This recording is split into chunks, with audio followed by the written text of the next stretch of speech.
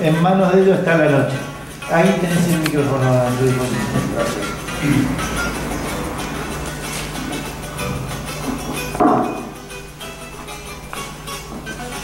Muy buenas noches.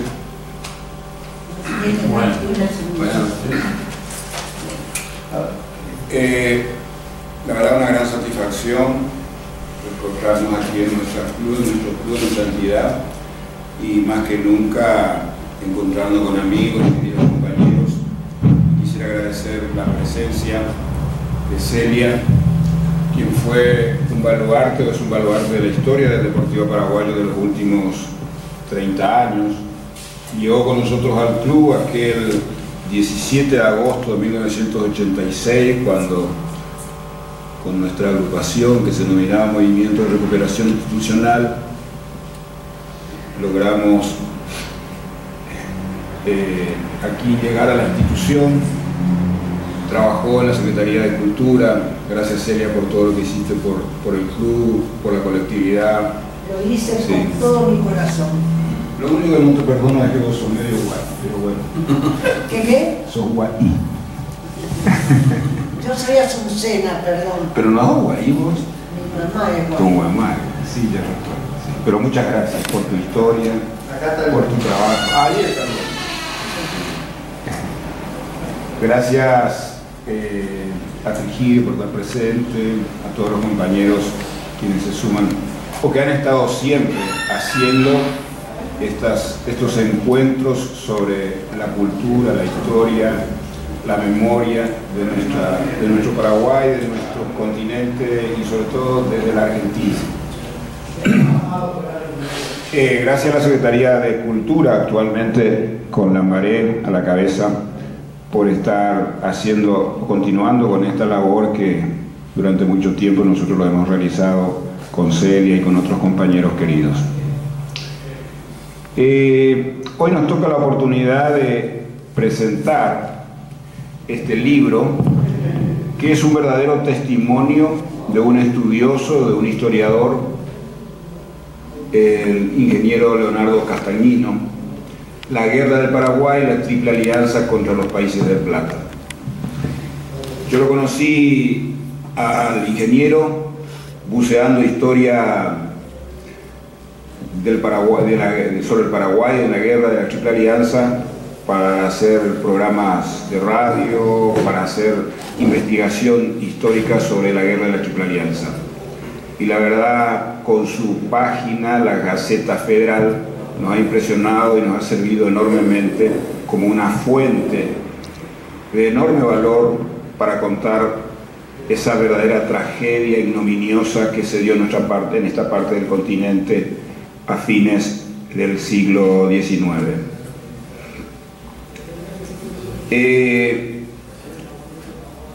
Actualmente yo estoy en parte trabajando en Paraguay y tenemos una agrupación, una asociación cultural que se llama Aquidabán. Lo hemos fundado con un grupo de compatriotas en mi ciudad, en Concepción, y una vez nos acercamos al ingeniero a través del compatriota que está presente acá, que es el luqueño Ricardo Carballo, que nos presentó después. La intención inicial fue comenzar a pensar realmente a llevarlo al ingeniero con su libro al Paraguay, porque su obra enjundiosa es desconocido, no solamente aquí en medio de la comunidad paraguaya, sino también en nuestro país más todavía. Pero oportunamente pensamos que era más que valioso presentarlo primero aquí en el club, ir pensando con el tiempo a hacer un verdadero viaje de muchos días de un viaje que nosotros por lo menos queremos hacer por muchos lugares de nuestro país para que sea conocida su obra. En Aquidabán nosotros planteamos que contar la historia del Paraguay con la visión que se da en contrapartida a la visión mitrista, a la visión que se ha tenido, la visión de los ganadores de la guerra, entre comillas ganadores, es muy valioso y que también tiene su continuidad en nuestro país. y que sigue contando la historia de la misma forma. Por eso el libro de del ingeniero es muy valioso y se suma a otros tantos valiosos investigadores de la guerra de la Triple Alianza desde Buenos Aires. El libro, por un lado, tiene un enorme valor que comenta la guerra como un hecho que tiene un contexto social, político, no solamente regional o continental, sino también de lo que ocurría en el mundo entonces. Y eso es muy valioso porque la mayoría de las veces lo que cuentan la guerra lo cuentan de una forma muy reducida, sesgada, malintencionada, y de esa manera se reduce a que la guerra es realmente un producto casi como una exaltación por un lado de un grupo, o por otro lado es consecuencia directa de desencuentros que no obedecen a algo planeado y fundamentalmente no responden a intereses hegemónicos que se plantean la mayoría de las veces en cualquier contienda de esta característica. Y por otro lado ubica de que es la continuidad, el libro, de lo que venía dándose en la Argentina en la lucha de los que planteaban una Argentina federal y una Argentina unitaria. Y eso se extiende, explica el libro, explica la investigación del ingeniero Castagnino, en una verdadera lucha que se plantea desde las oligarquías de Buenos Aires, de Montevideo y del Brasil, en manos del emperador Pedro II, como una lucha contra los federales de la Argentina o contra los gobiernos que buscaban plasmar un accionar político y social absolutamente diferente a esa manera de plantear la economía y la política en esta parte del continente entonces. Desde ese punto de vista es valiosísimo el punto de partida del libro, desde todos estos puntos de vista, y después de la acción, y después en el libro se plantean documentos muy valiosos que la mayoría de las veces los historiadores lo desdeñan, como por ejemplo las relaciones que tenían los López, más todavía el Mariscal, en las relaciones que tenían con Juan Manuel de Rosas y con otros líderes políticos de la Argentina de entonces.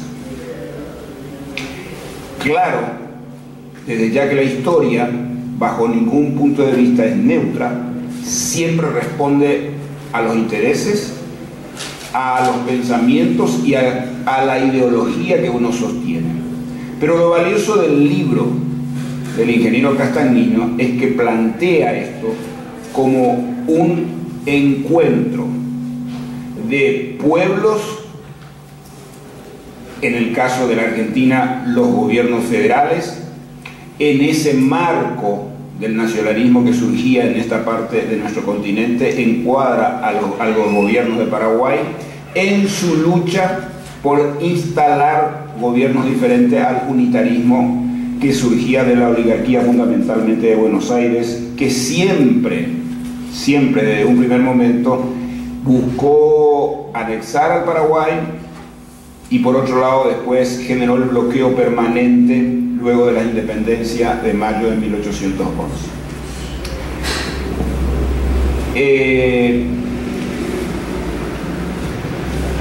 El libro tiene numerosas citas bibliográficas para aquellos que les interesa la historia. Es una oportunidad para enriquecerse, para nutrirse y también aprovechar la oportunidad de conocer más de cerca, al contar con la presencia del ingeniero, con los datos y todo lo que representa los puntos de la investigación que representa una obra de esta característica y de esta envergadura. Esperemos que podamos generar, luego de la presentación del ingeniero que nos va a hablar de su obra, podamos generar un ida y vuelta, preguntemos, planteemos nuestra opinión de la forma más profunda y, por otro lado, más resumida posible, de tal manera que podamos aprovechar la oportunidad de contar con un investigador que para nosotros es muy valioso porque representa una obra de enorme envergadura para mirar la historia del Paraguay, la historia de nuestro continente, a través de la Guerra del Paraguay y la Triple Alianza contra los países del Plata.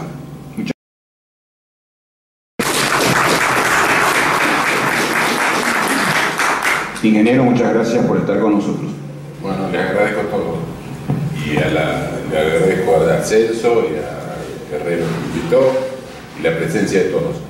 El micrófono, no sé si se escucha bien, me parece que no hace falta. Yo soy medio micrófono. Cualquier cosa, si no se escucha bien, me avisa. Claro, Celso se refirió al título del libro y es una pregunta que generalmente me hacen, incluso cuando estuve en Asunción, en el Cabildo me preguntaron o me cuestionaron el título, y el título viene de una frase que dijo Alberdi, que fue la triple alianza de la oligarquía porteña, montevideana y de Río de Janeiro contra las provincias del Plata. Yo lo llamé países porque, bueno, en esa época países era, por ejemplo, el país de Tucumán, el país de Mendoza, se llamaban las provincias, y países tenían un significado similar. Brevemente voy a decir cuáles son las excusas que se usaron para la guerra. Más que nada fue, o sea, yo seleccioné dos como principales. Una, que López era un tirano, y la otra, que Paraguay ocupó Corrientes sin declaración de guerra. Con respecto a que López era un tirano, para mí no vale la pena discutirla, porque en todo caso, si era un tirano, deberían haberse hecho cargo los propios paraguayos. No tenía que ir Brasil, que tenía 4 millones de esclavos, a liberar al Paraguay, matando además el 75% de la población. Y con respecto a la invasión sin previa declaración de guerra, tampoco está totalmente desmentido y demostrado por los documentos, que más adelante en todo caso me voy a referir. El tema es muy largo, pero quería hacer una brevísima síntesis de la historia de los países que intervinieron, un punteo, digamos, como para no alargarme, porque para entender cómo vino la guerra, porque la guerra no empezó en el 65, empezó muchísimos años antes.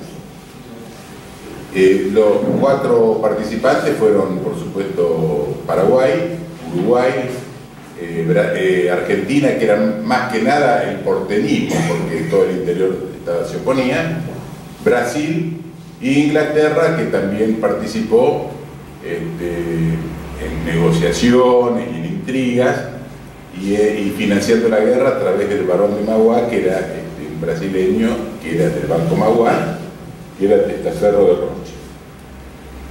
Entonces, ¿cómo fue más o menos la síntesis histórica de cada uno? Uruguay, cuando se produce acá la Revolución de Mayo de 1810, hubo varios lugares que no se adhirieron. Uno fue Montevideo, que se mantuvo leal a España. Artigas deja el puesto que tenía como blandén del ejército español y pasa a Buenos Aires a llevar la revolución a Montevideo. Mientras regresa, se demora unos días en Entre Ríos haciendo algunos contactos, y cuando llega ya se había producido lo que se llamó el grito de Asensio, que era toda la campaña uruguaya se había levantado contra las autoridades españolas. Cuando llega Artigas, nombrado el caudillo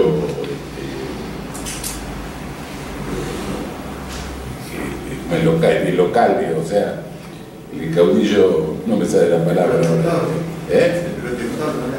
Sí, no, primero fue sí, era el caudillo natural, esa es la palabra que no me salía, era el caudillo natural. Entonces ahí se empieza a ver como celos con Buenos Aires, porque veía la preponderancia que tenía Artigas. Después se produce en el 813, Buenos Aires convoca a la Asamblea del año 13, Paraguay no envía diputados, pero sí Uruguay.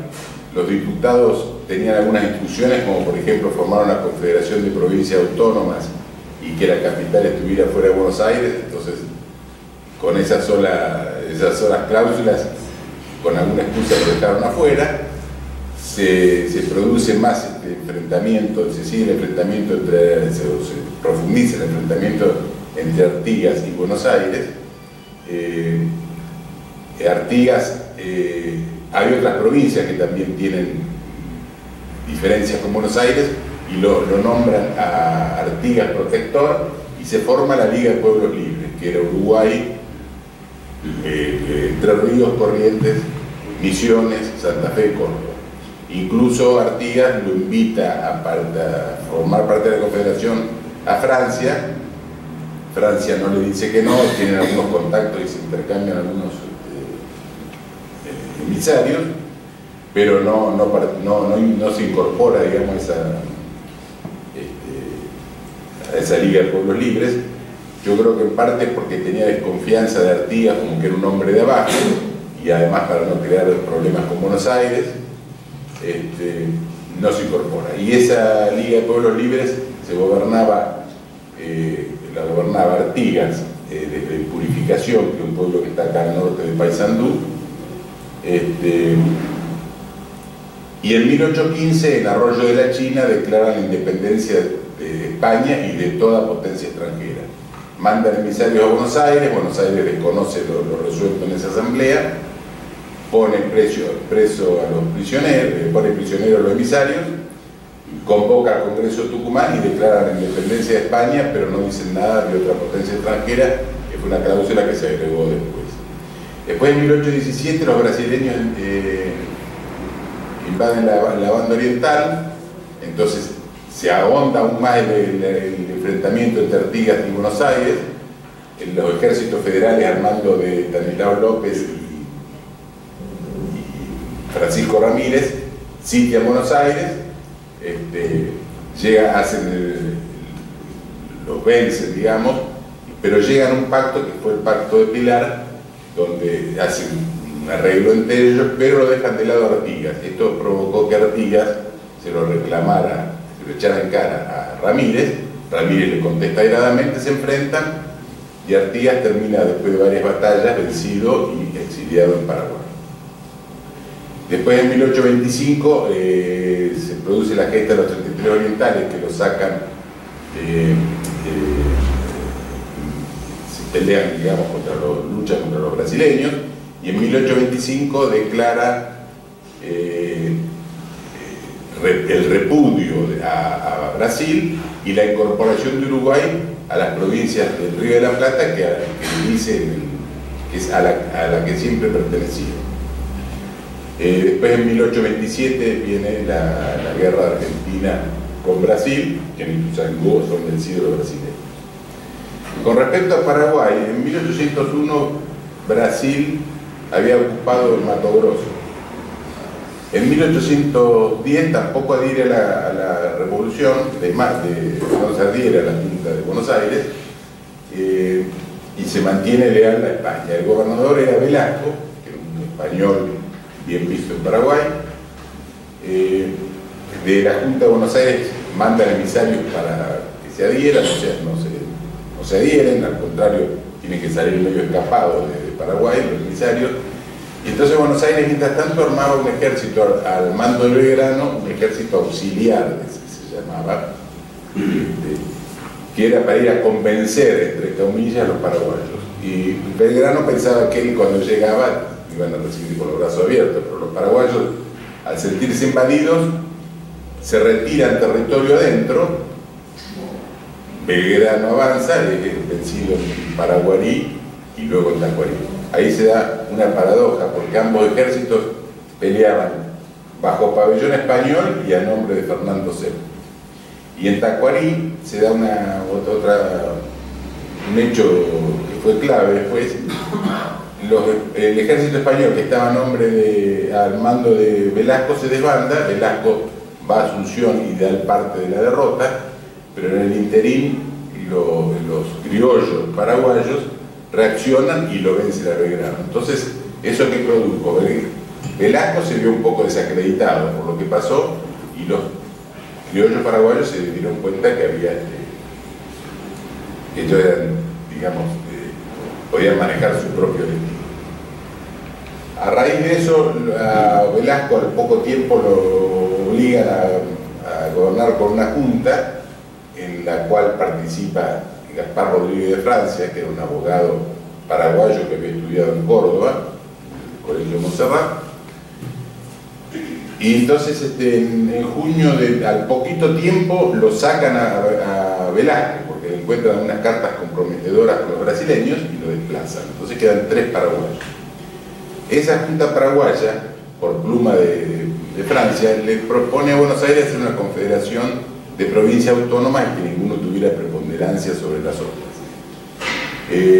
Buenos Aires ni contesta la nota y por el contrario le empieza a hacer un boicot y a entorpecer la navegación del río, a aumentar los impuestos, empieza a ir digamos, a hacer la guerra, digamos, política a Paraguay.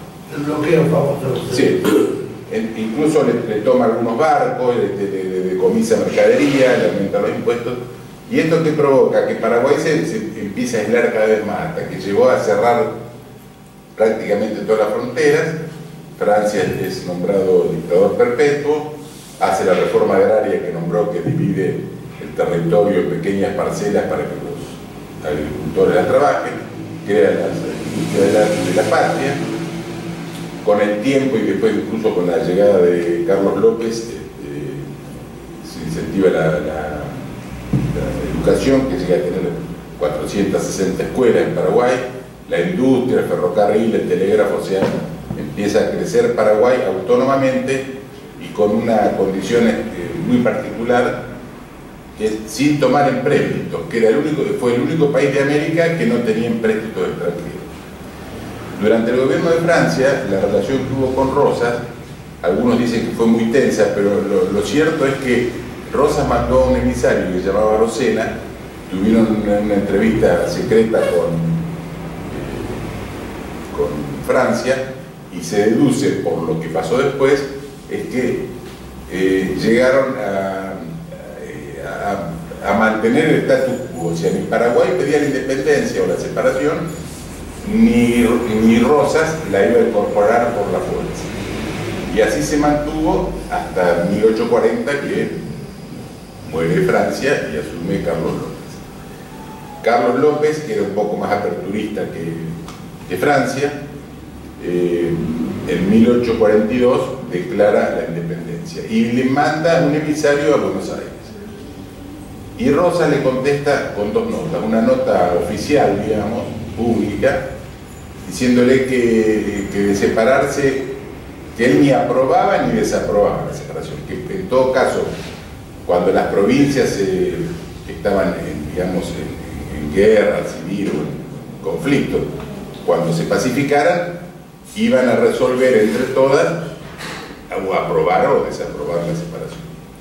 Pero en una nota confidencial le dice: no les conviene separarnos ni a ustedes ni a nosotros, porque nos vamos a debilitar ambos y nos van a invadir los brasileños. Eso es una de las cosas que le dice. Después le dice también que se va a llenar de loquistas y de extranjeros, en fin, una serie de causas. Pero la principal era eso, porque precisamente fue lo que sucedió 20 años después, que invadieron los brasileños a Paraguay y lo destruyeron.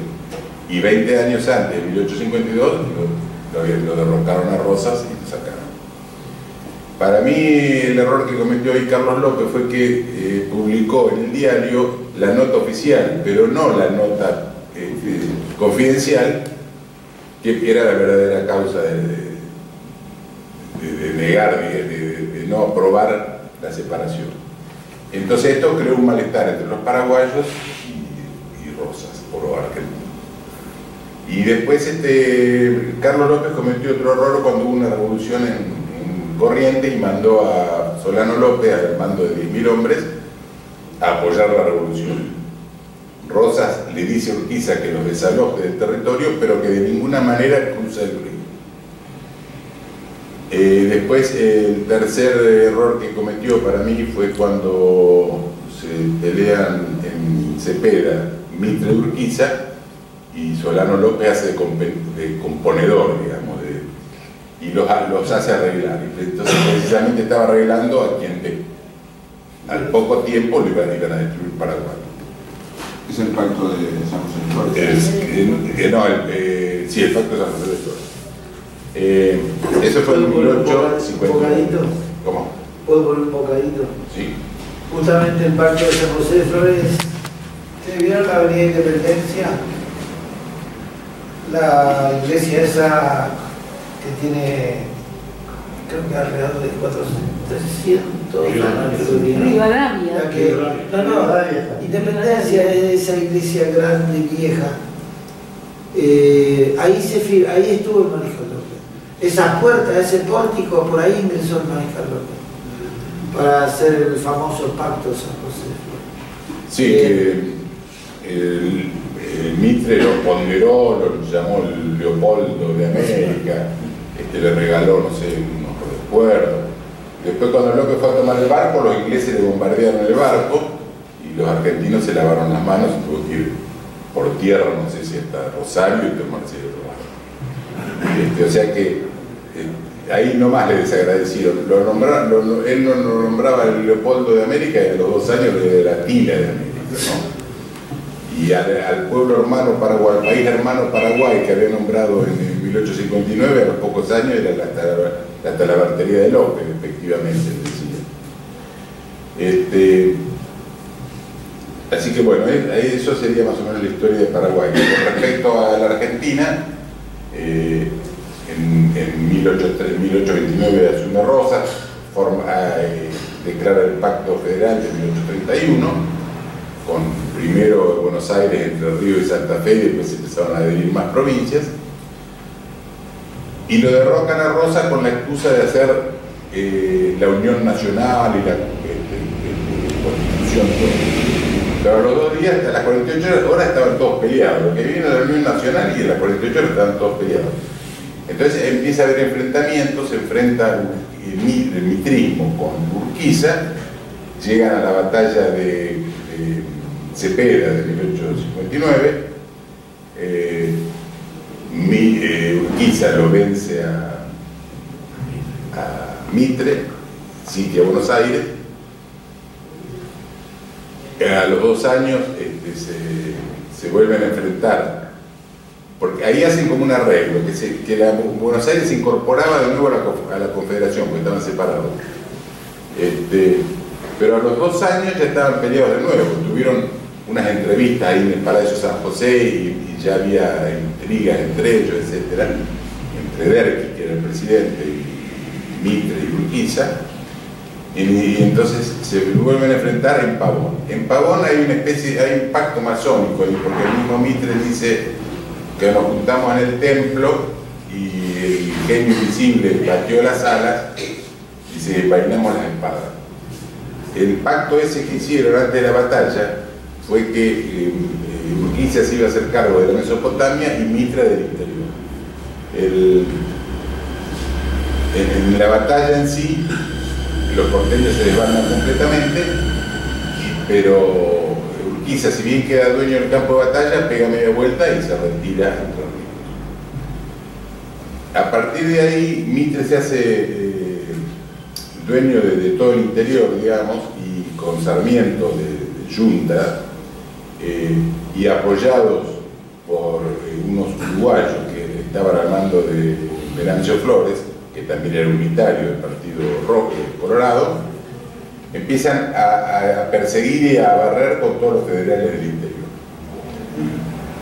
Cuando termina esa lucha contra los federales, claro, Venancio Flores le pasó la factura a Mitre, y Mitre, agradecido, Mitre con buen gusto se la pagó, porque lo que estaba buscando era que Flores invada Uruguay y desaloje al gobierno colorado.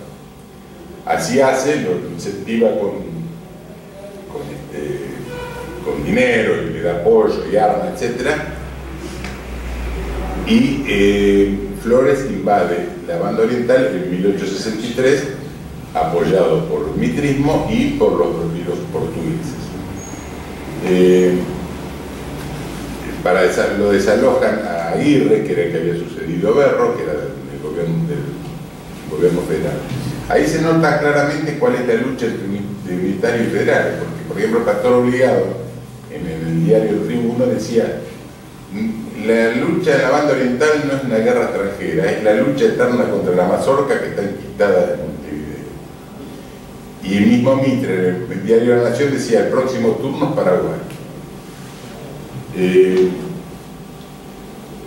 A partir de ahí se empieza, digamos, a acelerar el conflicto de la guerra. Brasil empieza a reclamarle, incluso intimar a Uruguay por los súbditos brasileños que estaban en territorio uruguayo, que en realidad eran o productores de hacienda o contrabandistas de hacienda de Uruguay hacia Brasil. Entonces, con la excusa de los súbditos, le manda una nota muy fuerte, una intimación a Uruguay. Uruguay, ¿qué hace? Le pide auxilio a López, porque López, Paraguay y Uruguay tenían un pacto de amistad o de alianza, porque López consideraba que Uruguay era el equilibrio de plata y le garantizaba la salida armada. Entonces López le advierte en una nota muy fuerte, digamos, a Brasil y a la Argentina, que cualquier acción que tomaran contra Uruguay iba a ser considerada caso de Brasil. Se hace el desentendido y sigue, digamos, presionando. Mitre contesta que no, que él es neutral, que no tiene nada que ver, sin embargo estaba apoyando a Flores. La cuestión que en septiembre del 64 Brasil invade la villa de Melo, que queda en el departamento de Cerro Largo, ahí en Uruguay. Previamente a eso ya se había formado la alianza, no se había firmado, pero había un convenio de alianza que se había hecho en las puntas del Arroyo Rosario a mediados de 1864, entre Elizalde, que era el ministro argentino, Venancio Flores, Sarabia, que era el brasileño, y Thornton, que era el inglés. Estaban los cuatro. Y a partir de ahí la prensa ya empezó a hablar de alianzas y de cañonazos. Brasil, como dije, invade el Cerro Largo. López empieza a gestionar que lo dejen pasar para defender a Uruguay. Le niegan con distintas excusas. Entonces después Brasil avanza por el río y empieza a bombardear Paysandú hasta destruirla a fines del 64.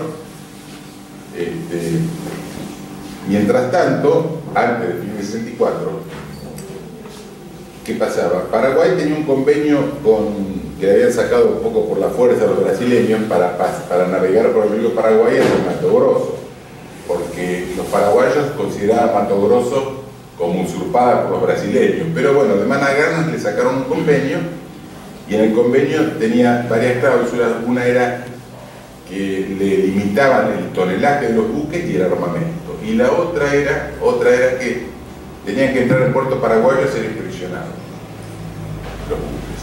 ¿Qué pasó? En noviembre del 64 los brasileños mandan un buque que se llamaba Marqués de Olinda con armamento, pasa frente a Asunción y pasa de largo. Entonces López lo detiene y le incauta todo el armamento y pone preso a los tripulantes y le declara la guerra a Brasil. Ese fue el 18 de noviembre del 64. Después viene el ataque a Paysandú. Mitre seguía argumentando que él era neutral, pero sin embargo cuando atacan Paysandú le abastecen a la flota brasileña, se la abastecen acá en plena luz del día en Buenos Aires. Mitre le ordena al gobernador de Corrientes facilite la documentación de los brasileños, porque tenían un asentamiento en Corrientes, que facilite la documentación en valijas diplomáticas a nombre de Elizalde. O sea que hasta estaba contrabandeando documentación. Ahí interviene Urquiza, que Urquiza ya había sido, ya en Caseros había navegado con un pie en cada canoa, porque era jefe de la Confederación, cobró de los brasileños y se pasó al otro bando con todo el ejército de la Confederación. Y acá yo digo que estaba navegando con un pie en cada canoa, con Paraguay y Argentina, y con una caña pescando en Brasil. Porque él era compadre de López. Y le decía a López, mire, si no lo dejan pasar, los entrerrianos van a ser la vanguardia del ejército paraguayo. A su vez hablaba con Mitre. Mientras tanto, negociaba la venta de caballos a Brasil, le vendió los 30.000 caballos que tenía en la provincia de Entre Ríos, se los vendió a los brasileños, y se pasó de bando, se hizo proveedor del ejército y hizo una fortuna. La cuestión que Mitre finalmente le dicen a López, le dice, si quiere pase por el río, y López prácticamente no tenía armada, es como darle un peine pelado. La cuestión que finalmente le niegan el paso. Entonces López dijo, voy a pasar con o sin permiso. Entonces el 18 de marzo le declara la guerra públicamente. Quiere decir que Buenos Aires se debió haber enterado a los pocos días, y no solamente la declara públicamente, sino que manda un emisario. El emisario se demora un poco, llega a los primeros, creo que los primeros días de abril, no se sabe bien qué día llegó. Llega a Buenos Aires con copia de la declaración de guerra. Mitre, ¿qué hace? Lo pone prisionero al emisario y esconde la declaración de guerra, a esperar a que ocupen o que crucen el río para acusarlos de agresión sin declaración de guerra. Que declaró la guerra y que mandó al emisario se supo por varias fuentes. Una, por ejemplo, el gobernador de Córdoba, el 3 de abril, le escribe a López, a Mitre, diciéndole, Paraguay nos ha declarado la guerra y el primer paso va a ser ocupar Corrientes. O sea que incluso sabían dónde iba, que era el primer paso que iban a dar. El mismo ministro inglés le informa a su gobierno, dice, Paraguay le declaró la guerra a la Confederación Argentina. Dice, vi copias de la declaración en manos de Elizalde, o sea que sabían.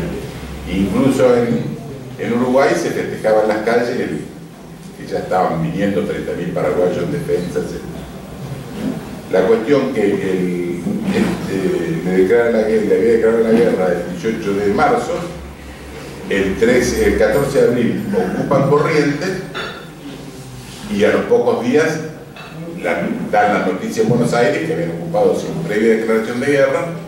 Entonces Mitre desde el balcón dio su famosa frase, 3 días en los cuarteles, 3 semanas en campaña y 3 meses en Asunción. La guerra duró 5 años, fue la guerra más desastrosa que tuvo América del Sur,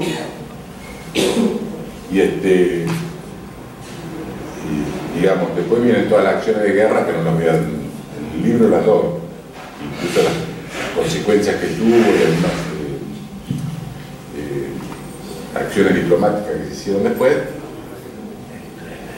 que no las voy a dar para no extenderme mucho.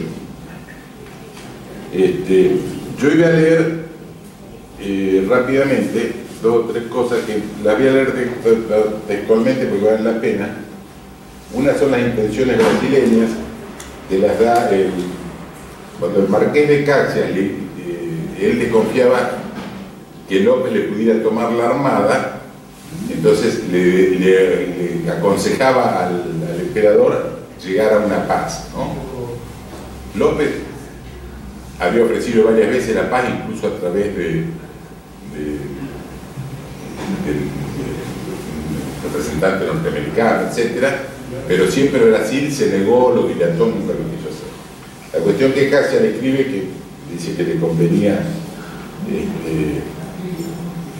hacer la paz, porque temía que le tomen la escuadra, y dice, entonces todo estará perdido. Entonces todos nuestros planes sobre la República Argentina y Oriental y las demás repúblicas del Amazonas quedarán frustradas para siempre. O sea que está bien claro cuáles eran las intenciones brasileñas.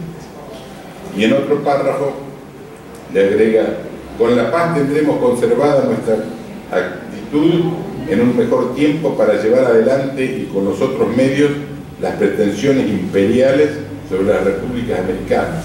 Con la paz observaremos nuestra ascendencia sobre la República Argentina y Oriental por razón de los compromisos que el general Mitre y el general Flores han contraído con el gobierno de su majestad.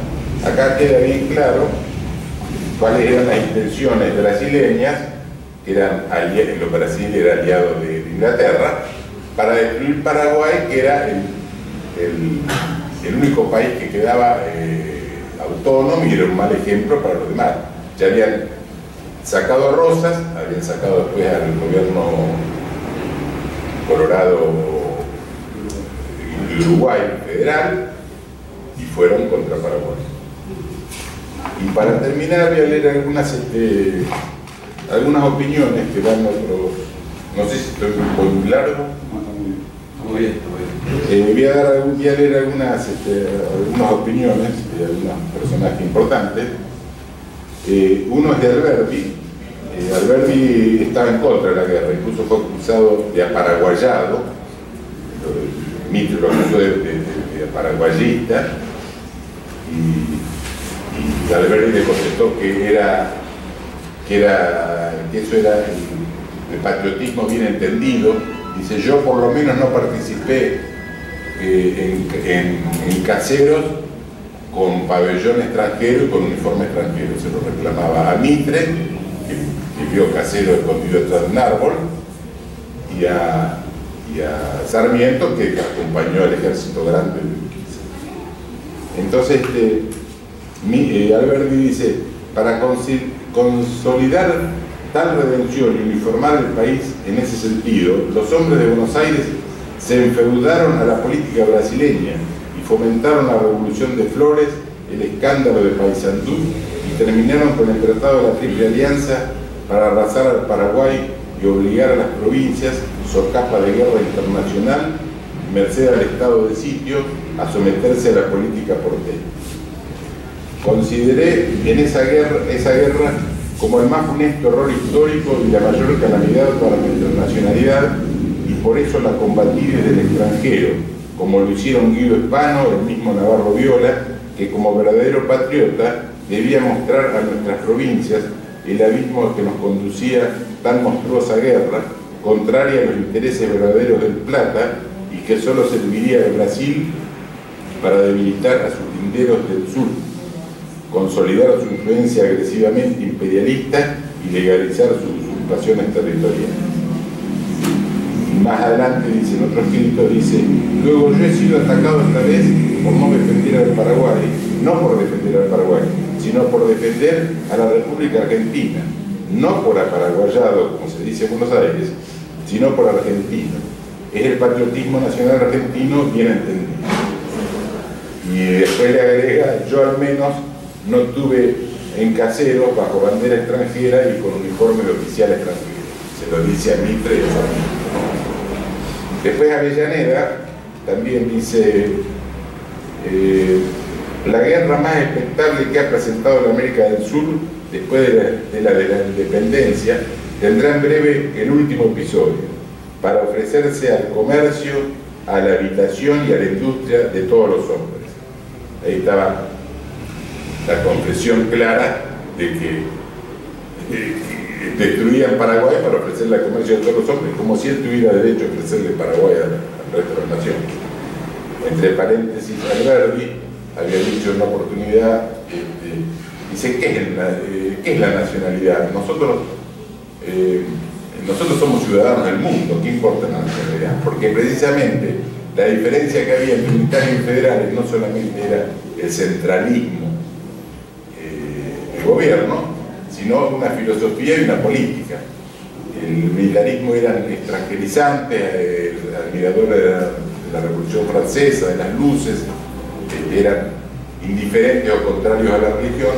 En cambio los federales eran el patriotismo, el terreno, la nacionalidad, digamos, el folclórico, el españolismo, y la defensora de la religión. Por ejemplo, Rosa decía la Santa Federación, Facundo Quiroga decía religión o muerte. Mitre también dice en otros escritos, dice: ahora le toca el turno a Paraguay. Y en diciembre de 1864, el Diario de la Nación editorializaba esto. El Diario de la Nación Argentina se llamaba, después le cambiaron el nombre y le sacaron, quedó La Nación solo. Dice: hemos explicado que la política de la Alianza de 1851 es el punto de partida y la base en que reposa la política liberal del Río de la Plata. ¿Qué nos falta para alcanzar los propósitos de 1851? Que las repúblicas orientales y del Paraguay den gobiernos liberales regidos por instituciones libres. Viene ahora el turno al Paraguay. El Paraguay, que es la negación de la Alianza de 1851, se encuentra hoy precisamente por eso unida al gobierno de Montevideo.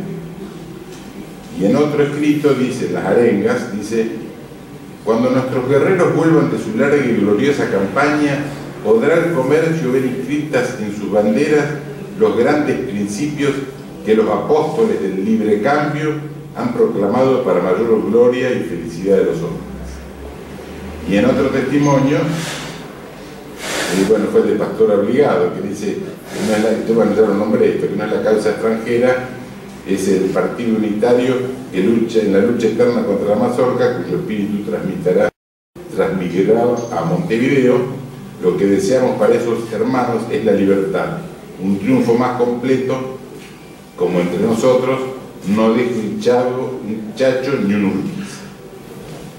Y después Sarmiento dice también en varias frases lapidarias, dice: no crea que soy cruel, es providencial que un tirano haya hecho morir a todo ese pueblo guaraní. Era preciso purgar la tierra de toda esa excrescencia humana. Eso se lo dice a una amiga en una carta. Y el 1 de abril le escribía también a Mrs. Mann, maestra norteamericana, dice que soñaba formar con inmigrados de California una colonia en el Chaco que puede ser el origen de un territorio, un día un territorio llano. Muy patriota, fue el presidente argentino. En carta del 12 de octubre del 69, en una carta a Manuel García le escribía: la guerra no está concluida, aunque aquel bruto, Solano López, tiene todavía 20 piezas de artillería y 2000 perros que habrán de morir bajo las patas de nuestros caballos. Ni a la compasión mueve ese pueblo, rebaño de lobos. Y por último, dice Mitre, una carta de Sarmiento a Mitre, en 1872, dice: estamos por dudar de que exista el Paraguay, descendientes de razas guaraníes, indios salvajes y esclavos que obran por instinto o falta de razón. En ella se perpetúa la barbarie primitiva y colonial.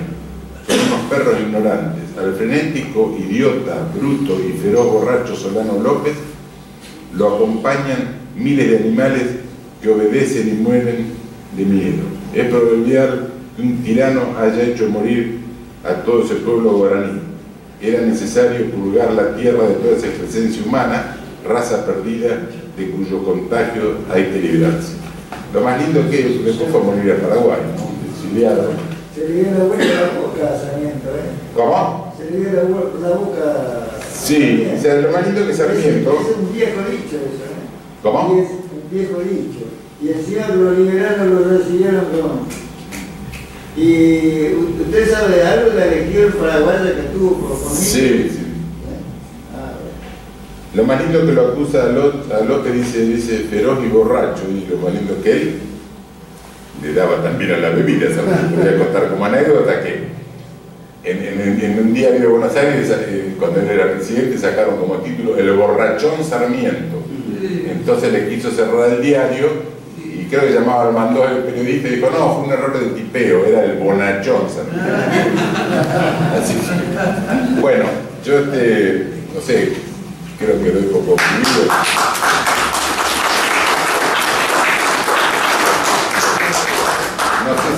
claro, no soy orador, así que disculpen las...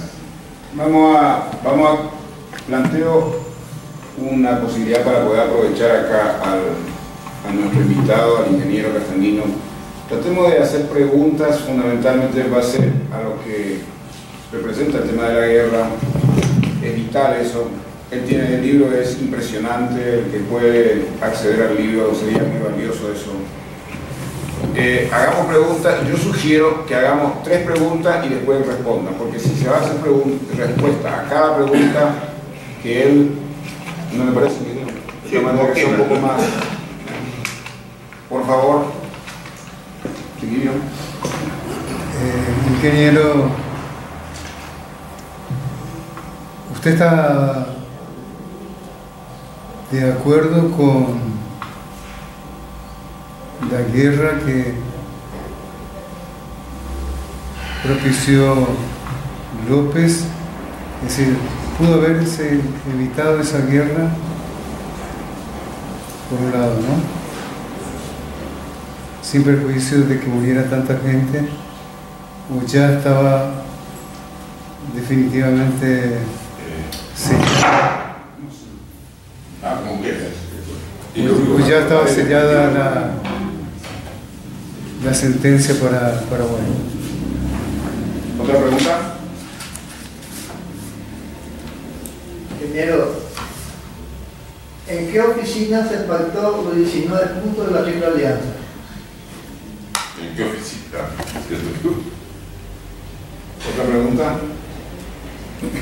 ¿Cuándo cambió la personalidad de López de ser un componedor a ser el más tirano de los tiranos?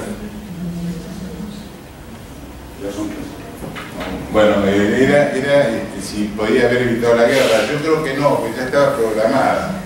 Yo creo que López no tuvo más remedio que defenderse, ofreció varias veces, incluso cuando se entrevistó en Yataitícora con Mitre, le ofreció que ya había corrido sangre suficiente para lavar todas las ofensas y hicieran la guerra, que tuvieran la guerra. Incluso se dice que López llevaba la renuncia en el bolsillo y Mitre no lo aceptó porque dijo: no, tengo que consultar con los otros aliados, porque en el pacto decía que no podían hacer arreglos por separado, y López dijo que de ninguna manera le podía aceptar la letra de la alianza, que era la destrucción total de Paraguay. Así que, y López en varias oportunidades, a través del cónsul norteamericano entre ellos, trató de detener la guerra, pero yo creo que fue imposible. Además hubo otra cosa, era que el pueblo paraguayo iba atrás de López. Por ejemplo, después de Lomas Valentina, que López se escapa, alcanza a romper el cerco brasileño que tenía 5.000 hombres, con 90 soldados, digamos, hombres. López rompe el cerco y avanza hacia Cerro Corá y se le empieza a unir toda la gente y el pueblo iba atrás, usaron a Estero y todo, ganado, para ir atrás de López. O sea que yo creo que no tuvo otro remedio. Ingeniero, perdón, hay un punto muy interesante, varios puntos de la investigación que usted relata en el libro, todo el proceso de permanente hostigamiento que tuvo tanto el gobierno de Francia como el gobierno de López por parte de acá de Buenos Aires, y también de las fuerzas extranjeras que ya estaban en connivencia trabajando acá desde 1820 en adelante con los empréstitos ingleses acá. Y sí, y bueno, los brasileños siempre fueron aliados de los ingleses, y Rosas prácticamente no tuvo ningún día que no hubiera una revolución, un boicot, una revuelta. Luchó contra Santa Cruz, Bolivia, que en combinación con los unitarios de Montevideo querían sesionar una parte del norte. Se le levantaron la Liga Federal, que era Lavalle, La Madrid y Paz. Lavalle invade la provincia de Buenos Aires, transportaron la flota francesa y además pagaron la flota francesa. Después los franceses lo financian a Fructuoso Rivera para que vayan contra Rosa. Después viene el bloqueo francés, y finalmente Caseros hasta que lo derrocan. O sea que fue una continuidad. Y en el caso de López fue lo mismo. Lo confiesa el propio Mitre. El próximo paso es Paraguay. Estaba todo previsto. Inclusive en una polémica que hubo entre Gómez y Mitre, el representante argentino, ahora se me tocó el nombre, el representante argentino en Brasil dijo, hay un error de fecha, dice, la guerra no empezó en 1865, empezó a mediados de 1864, cuando hicieron el pacto de la Triple Alianza en la Punta de Arroyo Rosario. Y también lo dice Sarabia, dice, la guerra no empezó en mayo del 65, sino que empezó en junio del 64, cuando nos reunimos con Nabucco, Flores, etc., en la Punta del Arroyo Rosario. Quiere decir que estaba absolutamente programada ya la guerra, ¿no? El otro, donde firmaron el pacto, yo creo que lo firmaron acá en Buenos Aires y estaba incluido, incluso estaba presente todo, ¿no? En el consulado inglés. Claro. No sabía exactamente el lugar, pero... Y el cónsul era de apellido Thompson. Thornton. Ahí se firmó el pacto. Y había otra pregunta más. ¿Cuándo López dejó de ser el personaje querido acá y se convirtió en el latino? Acá, en Argentina, y bueno, cuando los arregla en Cepeda, en 1859, a Mitre con Urquiza, era el Leopoldo de América, era una gran amistad, como dice el Bambino Veira, pero después, a los 2 o 3 años, fueron ya era el Atila, o sea que fue entre 1859 y 1865 o 64 que empezó la guerra y empezaron a incentivar en contra de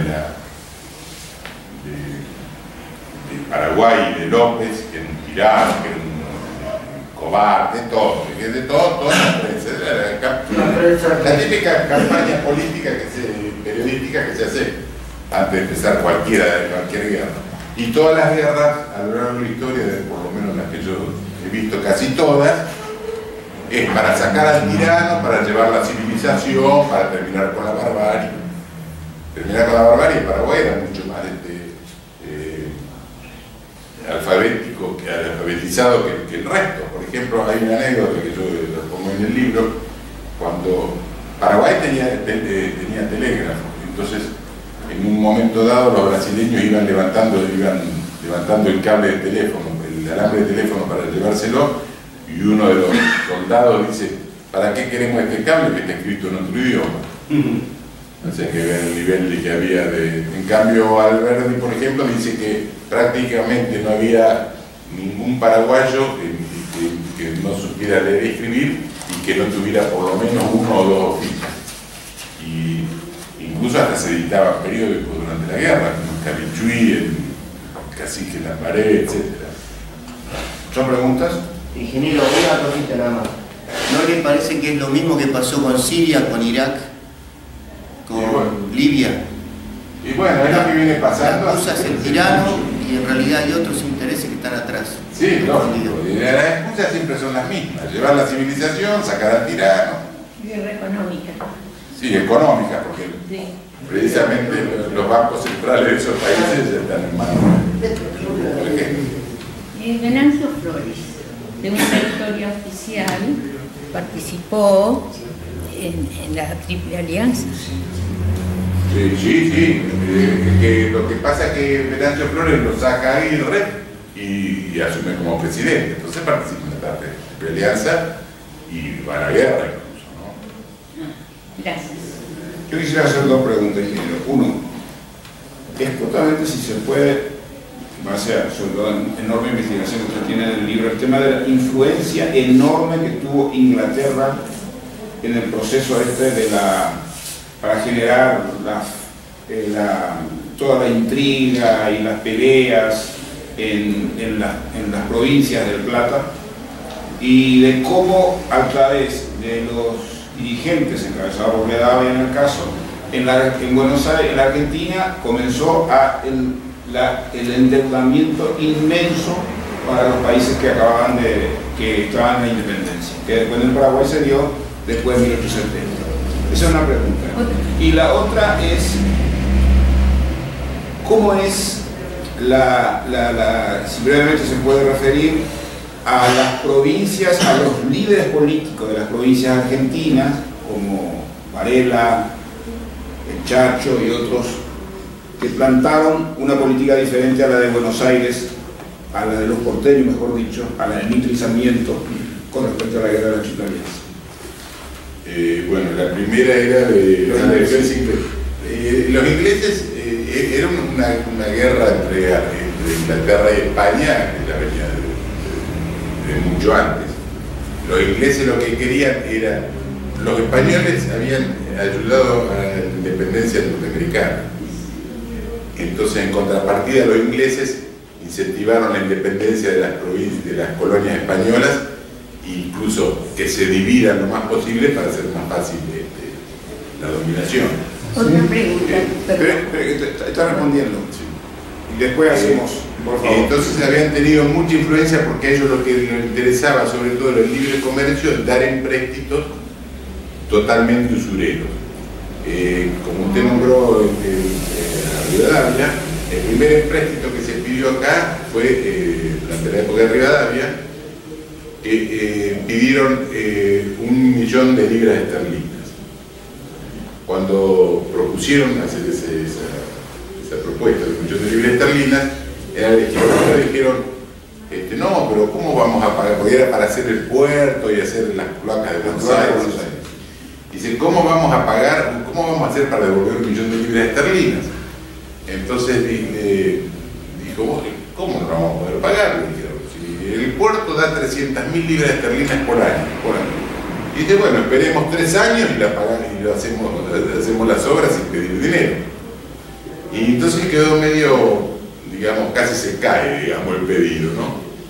Pero alguien levantó la mano y dijo, no, dice, porque lo que pasa es que si entran 1 millón de libras esterlinas, se reactiva la economía. A mí me hace acordar la radio de la semana pasada, ¿no? O del año. Todos los gobiernos van a pedir crédito porque se reactiva la economía. Pero la cuestión que del millón de libras esterlinas se descontaron 120.000 libras, que eran las comisiones. Además, ya la negociaron en Londres al 70%, ya quedan a 700. Le sacaron las comisiones, le sacaron 2 años de pago, entonces el millón de libras esterlinas quedó reducido a 565. Entonces mandaron 5.000 libras esterlinas en efectivo, 60.000 libras en papeles, giros bancarios contra los comerciantes ingleses, o sea, papelitos. Y las otras 500 le ofrecieron a Buenos Aires, le dijeron que como era muy peligroso transportar tanto dinero por mar, por los piratas, etc., que le ofrecían dejarlo en el Banco de Londres al 4%. Le cobraban el 6% y le ofrecían dejarlo en Londres al 4%. Entonces yo creo que esa fue la primera, digamos, la primera vergüenza de todos los créditos que hemos pedido a lo largo de la historia. El tema de los líderes políticos de las provincias, Varela... Bueno, en el caso de Varela se opuso al Chacho directamente, digamos, él estuvo un poco en contra de Rosas, pero los mismos que lo sacaron a Rosas después lo mataron a él. Y en el caso de Varela, que era un estanciero de San Juan, se levantó todo el interior en contra de la guerra de la Triple Alianza durante la guerra de la Triple Alianza. Tanto así que Mitre dejó el frente de batalla para venir a ver si podía sofocar la rebelión. Por eso en las provincias hubo muchas que se opusieron algunos porteños también, pero sobre todo en las provincias. Por ejemplo, cuando Urquiza convocaba a la gente a unirse al ejército, cuando se enteraban que en vez de ir contra Brasil iban contra Paraguay, se desbandaban. Incluso hubo fusilados y los llevaban maneados y con grillos, ¿no? Primero, Ya. Paraguay pierde territorios. ¿Cómo fue eso? Y bueno, era la parte de la señora. Sí, no, yo quería saber, supongamos que Urquiza no traicionaba a las provincias y a López como lo traicionó. ¿Eso hubiera incidido en el resultado de la guerra? ¿De qué manera? ¿Otra pregunta? Una preguntita. Mitre, después que hizo un golpe de Estado a Avellaneda, fue condenado a muerte. ¿Qué lo salvó? ¿Me puede decir si alguien sabe? ¿Y fue condenado a muerte quién? Creo que fue por Avellaneda, Mitre. Quiso hacer un golpe de Estado después que ya entregó la presidencia, ¿no? No. Yo dice, tiene calladito, por eso la historia, porque estuve enojado. Sí, yo no sé qué haya sido condenado a muerte. Ahora, ella me preguntaba de los territorios paraguayos. En esa época no estaba muy bien definido el límite. Por ejemplo, los paraguayos reivindicaban, creo que Misiones hasta la divisoria de aguas y la actual provincia de Formosa. Y por supuesto reivindicaba Mato Grosso y una serie de territorios que se los quedaron los brasileños. Lo que pasa es que los brasileños, cuando toman Asunción, sacan todos los papeles que favorecían a la Argentina con respecto a los límites y se roban todos los papeles que favorecían a Paraguay con respecto a ellos. Después de la guerra hubo una disputa, digamos. Argentina quedó con Formosa, ¿no? ¿Y Misiones? Posadas. Bueno, también eso que se pusieron como límite el Paraguay. Eso lo veo un poco como más lógico, porque digamos, puede ser una frontera natural. Lo que me parece extraño es Formosa, que está pegado a Asunción. Y yo digo, ¿cómo? Asunción no tenía influencia en toda esa zona. Inclusive hubo una disputa por Villalles, se llamaba, que se llamaba, creo que la Villa Oriental o la y bueno, ahí Mitre fue primero a hacer gestiones a Brasil, no le dieron bolilla, incluso hasta le maltrataron. Después fue a Paraguay y el mismo brasileño también lo dejó de lado. Entonces Mitre le dijo a Tejedor, le mandó una carta y dice, bueno, dice, en realidad dice, es difícil de defender porque está muy lejos, dice, además ni siquiera tenemos los documentos que digan que es nuestra. Entonces Tejedor no quería que la den y Mitre, Tejedor además lo publicó en el diario, o sea que los paraguayos tenían, Argentina no solamente no tenía documentos que avalen que era de ellos, sino que además lo había confesado Mitre públicamente en el diario. Entonces, ¿qué pasó ahí? Como no sabían cómo arreglarlo, cuando vino Bernardo Irigoyen, que fue después, acordó con los paraguayos, mira, vamos a nombrar un árbitro, total el árbitro se la va a dar a ustedes y listo, arreglamos el asunto. El tema de Urquiza, que preguntó la señora si hubiese cambiado el curso de la historia. Y lógico, yo creo que muchas veces hubiese cambiado la historia. Hubiera cambiado muchas veces. Hubiera cambiado en Casero y por supuesto que en la guerra Paraguay. No solamente si Argentina no iba en contra de Paraguay. Yo creo que Paraguay contra Brasil lo hubiera vencido, era mucho mejor. Porque había una diferencia muy grande. Los paraguayos defendían su tierra. En cambio los brasileños, había 40 negros por cada blanco brasileño, por cada blanco del ejército. Había 40 esclavos negros, que incluso los terratenientes, en vez de ir ellos a la guerra, ponían sus esclavos para que vayan. En cambio los paraguayos no, los paraguayos defendían sus tierras. Celso, primero, me acuerdo en el programa de radio cuando estuvo conmigo, Leonardo planteó que Paraguay no tenía que mediar esa guerra entre Buenos Aires y entre Ríos. Se tenía que desangrar ahí, Paraguay surgía con menos conflicto. Pero la pregunta que yo quiero hacer es, ¿en qué momento se reconoció la independencia del Paraguay? Recordemos que Buenos Aires no reconoció, Río de Janeiro tampoco. ¿Y por qué se le dejó a Paraguay independiente después de la guerra? Después de dar a un pueblo. No, yo creo que... Vamos a ir con otra pregunta. ¿Otra pregunta? Usted señaló que en el gobierno de Carlos Antonio López, según su criterio, cometió 3 errores. Sin embargo, hay historiadores que, en especial, el pacto de San José de Flores, donde vino el coronel entonces, Francisco Solano López, fue un gesto de buena voluntad del pueblo paraguayo y de su gobierno, Carlos Antonio López. Quería saber si... que profundizara un poquito más a qué se debe ese error que usted piensa que ha cometido el presidente entonces, Carlos Antonio López. ¿Otra pregunta? ¿Otra pregunta? ¿Otra pregunta? Bueno, después que peleen entre ellos ustedes. Otra pregunta. Entonces, ¿cómo era? ¿Cuándo la independencia de Paraguay? Para mí, en 1842 la negaron. Cuando lo sacan a Rosas, Paraguay en cierta forma no manda gente, pero apoya el derrocamiento de Rosas, a cambio de que le den la libre navegación de los ríos y le reconocieran la independencia.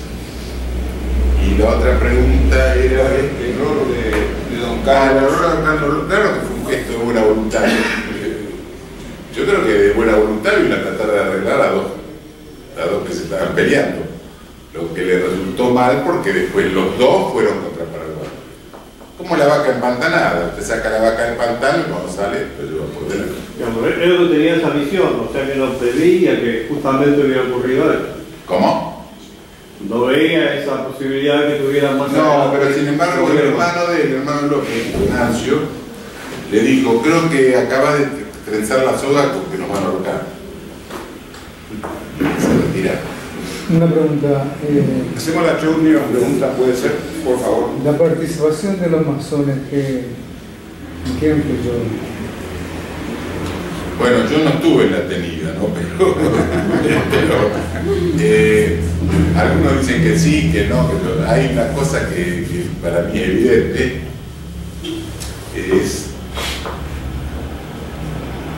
y había muchos. En Paraguay estaba prohibida la masonería. De los jefes aliados, Mitre era masón grado 33, Urquiza, Paunero. De Paraguay, de Uruguay, Venancio Flores. Y de Brasil, Pedro II y el conde de... Inclusive, yo acá no lo leí, pero precisamente en una actividad masónica, que fue el 29 de septiembre de 1868, Mitre, agitando un instrumento masónico, dijo, ¿qué es Sarmiento? Un pobre hombre como yo, un instrumento como este.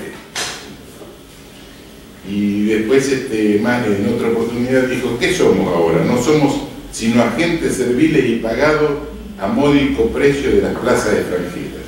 Eso lo dijo Vicente Fidel López en la Cámara de Diputados. O sea que yo creo que tuvo que ver, para bien o para mal, depende de la mentalidad, la posición de cada uno. Bueno, yo voy a hacer la última pregunta y creo que a todos los paraguayos eso siempre nos llena de intriga. El tema de los legionarios paraguayos aquí en Buenos Aires y su influencia enorme al formar parte, su influencia, no sé si enorme, al formar parte del ejército de la Triple Alianza. Y bueno, yo creo que en Paraguay siempre hubo, desde el principio, después de la Revolución de Mayo, había un grupo que era españolista, un grupo mayoritario que era patriota o criollo, como quiera llamarlo, y había un grupo que era porteñista, porque eran comerciantes, tenían intereses comerciales con Buenos Aires, y siempre los hubo, como hay en todos lados. Cuando se arma la guerra, todos esos paraguayos que eran porteñistas o que tenían intereses en Buenos Aires, se pusieron del lado de Argentina. Y iban con la bandera, inclusive iban con la bandera paraguaya, que López se lo reclamaba, como nos atacan con el mismo pabellón paraguayo. Y además hubo prisioneros. Tenía entendido que para ellos era muy fácil echar a López, pero no pensaba que le iban a hacer mierda al Paraguay. El tema de la historia de los legionarios es muy interesante, él aborda en su libro y hay investigaciones muy interesantes al respecto. En Paraguay por lo menos hay ahora evidencia de documentación muy interesante.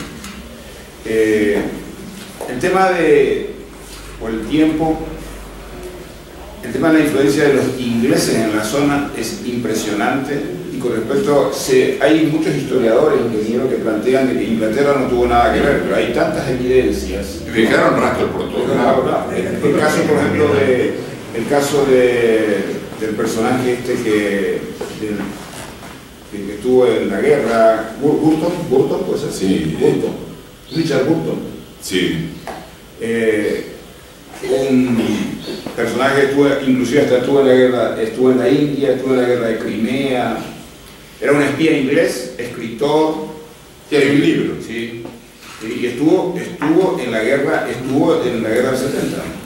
Y directamente fue un poco antes de la guerra, él lo relata en su libro, un poco antes de la guerra, él era cónsul en Santos, cónsul inglés en Santos. Y cuando se instala la guerra, se traslada a Buenos Aires y comienza a trabajar directamente para la corona inglesa, para los ingleses. A mí me llama la atención, por ejemplo, George Thompson, sí, que era general, creo, del ejército paraguayo, se rinde, creo que ya sobre el final de la guerra, López lo acusa de traidor. Y me llama la atención, leyendo el libro de él, lo mal que habla de López, que yo digo, ¿cómo puede haber sido peleado a favor? Él dice que peleó a favor de Paraguay cuando conoció la letra secreta del Tratado de la Triple Alianza. Lo que me llama la atención que hable tan mal de López defendiéndolo. El ingeniero, ¿quién iba a hablar mal si estaban derrotados ya? Todos los escribas estuvieron al servicio de la causa de los vencedores.